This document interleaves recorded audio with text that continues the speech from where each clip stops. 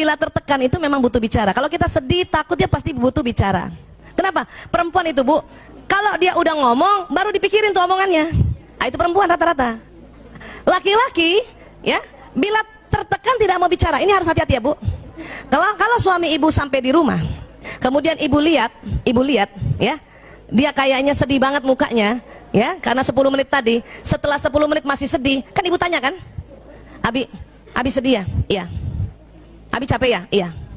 Bu, kalau ibu sudah tanya suami yang mukanya tadi sedih setelah 10 menit ya, 10 menit pertama kan itu lazim, setelah 10 menit masih sedih banget, dan ibu tanya, dan dia bilang iya, tolong ibu tidak tanya-tanya lagi. Saya dulu salah. Waktu suami saya datang, saya lihat mukanya kan, ayah capek ya? Iya. Kenapa sih ya? Mau ya cerita sama aku kan istrimu, ibu dari 5 anak-anakmu. Apa kata suami? Diam. Itu sakit hati banget. Ya, laki-laki tidak mau diajak bicara, Bu. Kenapa? Ada otak laki-laki yang Allah kasih, tidak ada sama perempuan. Apa? Pada saat dia ada masalah, dia harus diam untuk mencari solusi sendiri. Makanya jarang laki-laki kalau ada masalah pergi konseling. Jarang. Kalau perempuan ada masalah pergi konseling, Bu. Kenapa? Supaya ada yang dengerin. Suami gue nggak dengerin, ya udah gue ke dokter Aisyah aja deh. Dengerin. Dan konsultan perempuan harus yang terlatih. Kalau enggak, dia juga pengen ngomong, Bu. Pasiennya perempuan, udah cerita, dia juga pengen cerita. Makanya konsultan perempuan itu, psikolog perempuan atau dokter konselor perempuan ya, itu harus terlatih untuk dengar. Sudah selesai semua, tinggal memetakan. Ya, laki-laki enggak. Dan ingat, laki-laki mau cerita sama istrinya kalau masalahnya ini sudah ada alternatif solusi. Jadi ibu tenang aja, nanti dia cerita kok. Termasuk anak kita kalau datang. Ya, sayang, kok kayaknya marah ya? Iya, Bun. Mau ya cerita sama Bunda. Bunda kan ibumu yang melahirkanmu. Sebetulnya anak laki mau bilang diam, tapi takut durhaka. Nggak kayak bapaknya, langsung diam. Paham ya, Bu? Ya, biarin. Jadi gimana Bu Aisyah? Bilang sama suami, ayah capek banget ya? Iya. Ini minum, ini makanan. Ya, kalau mau ngobrol panggil aku ya. Nah, gitu. Gitu, udah kita jauh-jauh dikit. Biasanya sambil nonton TV tuh. Mukanya gitu. Ya. Anak juga begitu, anak laki-laki. Ya, kakak capek ya? Iya, Bun. Ya udah, ini makan, ini minum. Kalau mau cerita kapan-kapan panggil Bunda ya. Belum tentu hari itu dia mau cerita, Bun. Bisa jadi minggu depan. Ya. Kenapa? Laki-laki mau cerita sama perempuan, masalahnya dia cerita, tapi dia sudah ada alternatif solusi. Supaya apa? Laki-laki ingin dianggap sebagai pahlawan. Bun, ada PHK di kantor aku. Oh ya gitu ya? Terus, apa kebijakan ayah? Ah, tanya gitu. Ya? Ya, aku sih sebenarnya susah banget ya ambil keputusannya, saya mutasi aja. Oh gitu. Insya Allah kebijakannya Abi, ya, itu manfaat. Cia gitu dong. Ya, nah itu. Jangan suami cerita, Bun, ya, di kantor ada pemecatan PHK. Terus kita diam aja. Oh, itu nggak suka laki-laki. Walaupun kalau kita ngomong dia begitu. Tetapi kalau dia yang lagi cerita, kita harus tanggapi dengan berapi-api dan lihatlah dia sebagai seorang pahlawan. Bisa, Bu? Coba latihan di KCI berbinar-binar ya. Oh, terus gimana Abi? Ah, Masya Allah, Abi keren banget. Pelatihan, Bu. Kenapa? Karena laki-laki ingin selalu dikagumi. Ya, ingin selalu dikagumi. Oke? Okay? Nih, tadi saya bilang kan, perempuan kalau curhat hanya ingin disimak. Ingat, laki-laki ya kalau mendengar curhat selalu menawarkan solusi.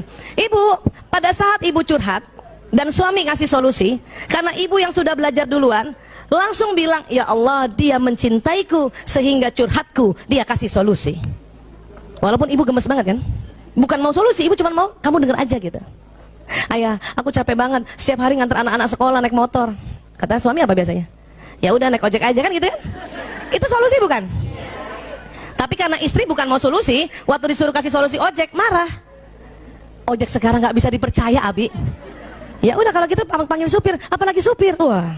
Terus kata suami apa? Lo katanya capek. Ya.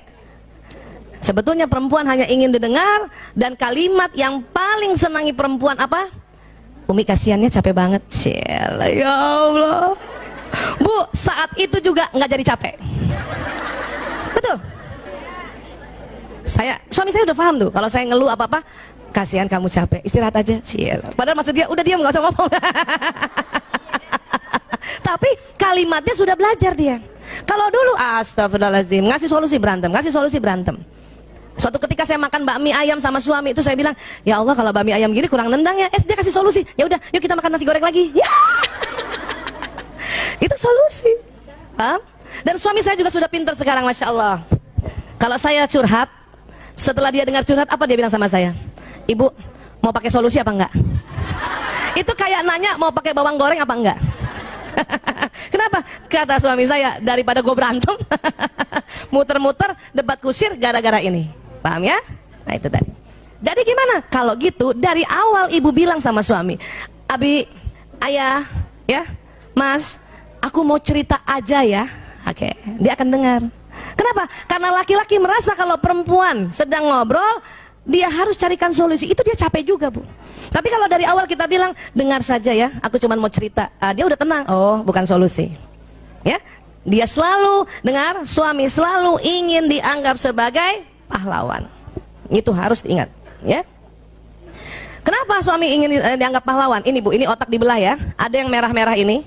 Coba pegang dulu dahinya, Bu. Nah, di dalam situ, Bu. Ini kayak ibu pegang dahi itu yang ini nih, ini ya, depan sini ya. Nah, agak ke dalamnya itu ada segitiga. Ini saya kasih warna merah, aslinya bukan warna merah ya. Namanya hipotalamus. Hipotalamus. Apa Bu? Hipotalamus. Ternyata Allah ciptakan hipotalamus laki-laki 2,5 kali lebih lebar dari perempuan. Ini. Ya. Jadi lebih besar siapa Bu? Laki-laki. Berapa besarnya Bu? 2,5 kali. Ini supaya kita hafal terus ya, diulang-ulang ya. Apa fungsi hipotalamus? Sebetulnya banyak ya. Tetapi untuk laki-laki ya dan perempuan ini, hipotalamus ini pertama pusat menjaga keamanan Bu. Berarti laki-laki lebih jago jaga keamanan bukan? Iya. Itu makanya dia juga selalu ingin dilihat sebagai pahlawan. Ini harus kita ciptakan Bu. Bu Aisyah, tapi kan kita pura-pura. Enggak pura-pura Bu. Kita harus create, kita harus memang buat suasana seperti itu. Bukan pura-pura. Itulah amal ibadah kita sebagai seorang istri. Ya. Banyak suami-suami lagi ngobrol sama temennya, cerita tentang kehebatannya, kita ngomong apa dalam hati? Bohong. Apalagi kalau temennya lihat kan, itu bahaya banget Bu. Ya. Biarin, kalau suami cerita walaupun dia sesungguhnya, ya, dia bukan berbohong. Dia sedang negosiasi. Ya, kalau ada temennya tanya, ya, kamu punya chat ya? Punya? Walaupun nggak punya tuh, itu negosiasi. Kita juga harusnya mendukung. Ya betul, insya Allah ada punya. Jangan. Oh.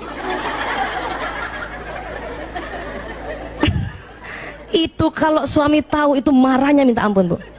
Ya Allah, karena kita menjatuhkan, nggak mau dia. Itu yang bikin setiap hari akhirnya apa? Dia dendam sama kita. Sehingga dia mencari perempuan yang menganggap dia seorang pahlawan. Wah Allah, ya paham ya Bu? Ini pusat. Kemudian apa lagi? Ini, kalau perempuan ini yang tebal nih, yang di tengah putih. Namanya corpus callosum. Apa Bu? Corpus callosum. Lagi sekali lagi, corpus callosum. Yang mana sih Bu Aisyah? Itu otak di tengah Bu, bagian tengah tuh, putih. Nah, perempuan lebih tebal. Perempuan lebih tebal. Karena lebih tebal 30%, maka perempuan bisa mengerjakan lebih dari satu pekerjaan berbeda dalam satu waktu. Ibu sering gitu kan? Masak, suapin anak, balas WA, kakinya ngepel sambil balas WA. Balas WA, pantatnya tutup lemari gitu. Ya. Iya Bu. Siapa ibu pernah kalau punya wastafel di kamar mandi, ibu sikat gigi kan? Lihat jendela berembun kan? Itu sambil ngilap ya. Kadang kaki ngambil baju kotor yang jatuh. Iya Bu. Siapa ibu yang bawa mobil? Antar anak, zaman dulu tuh. Apalagi ya, bawa mobil, anak belum makan disuapin, betul Bu? Masih bisa kita dengar qiraat ya dari kaset, masih bisa pasang alis. Itu perempuan.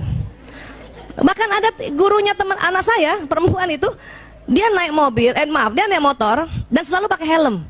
Tapi sambil dia naik motor bisa pasang alis Bu. Itu perempuan, keren banget. Kok bisa Bu Aisyah? Enggak, dia tahu dari rumahnya ke tempat dia kerja melewati 4 lampu merah. Jadi lampu merah pertama kan, lampu merah ada angkanya kan.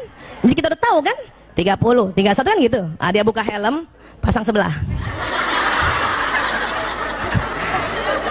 Kadang baru setengah yang sebelah, udah, ya Allah, udah tutup helmnya dia. Apa? Dia perkirakan lagi lampu merah kedua, ya. Lampu merah kedua ternyata hijau.